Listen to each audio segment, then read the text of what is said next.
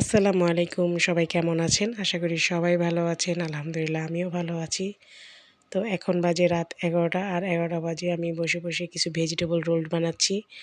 কারণ রাতেই আমি একটু সময় পাই, আর সারাদিন টুকটাক কাজ তো থাকেই। তো যাই হোক, ভেজিটেবল রোলগুলো আমি কোট করে নিচ্ছি ব্রেড গাম দিয়ে। আপনারা চাইলে বিস্কিটের গুঁড়া দিয়েও এগুলোকে কোট করতে পারেন।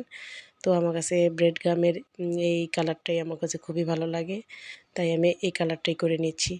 তো যাই হোক, আমি আস্তে আস্তে সবগুলো ব্রেড গাম দিয়ে ভেজিটেবল রোলগুলো কোট করে নেব। আর এই নাস্তাটা আমি বানাচ্ছি আমার দাদির জন্য। আমার ফুপিরা আসবে, দাদি আসবে, আর আমার চাচাতো বোন, চাচি সবাই আসবে। তো তাদের জন্যই একটা বিকেলের নাস্তা আমি তৈরি করে রাখতেছি। কারণ একদিনে সব কিছু করা যাবে না, তাই আমি আস্তে আস্তে সবগুলোই বানাচ্ছি। তাদের জন্য আমি আরও কিছু নাস্তা বানাবো, সেগুলো আপনাদের সাথে শেয়ার করব অবশ্যই। তো আজকে আমি ভেজিটেবল রোলগুলো তৈরি করে নিচ্ছি, আর অবশ্যই ভেজিটেবল রোলের সাথে আমি চিকেন দিয়েছি, আর তাহলে এটা হয়ে গেছে চিকেন ভেজিটেবল রোল।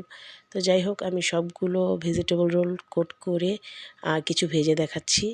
এই তো আমি কিছু ভেজিটেবল রোল ভেজে নিয়ে আসলাম, এই যে ভিতরে চিকেন দেওয়া, আর এটা খেতে খুবই ক্রিস্পি এবং সুস্বাদু হয়েছে। তো আমি ভাজার পরে আপনাদেরকে দেখাচ্ছি ভিতরে কেমন হয়েছে। তো আমি যখনই যাই বানাই, চাহাত সবার আগে ট্রাই করবে, কারণ সে আমাদের বাসায় মাস্টারপিস। তো যাই হোক, এখন আমি আমার হাজব্যান্ডকে ট্রাই করাবো, কারণ আমি যখনই যা বানাই তখন মানে সে খেয়ে এটার রিভিউ দেয় কেমন হয়েছে। তো যাই হোক, আলহামদুলিল্লাহ সে খেয়ে অবশ্যই ভালো বলেছে। আর কোনো কিছু বানানোর পরে সেটা যদি পজিটিভ রিভিউ হয়, আমার কাছে খুবই ভালো লাগে। তো সবাই ভালো থাকবেন, আমাদের জন্য দোয়া করবেন। আল্লাহ হাফেজ।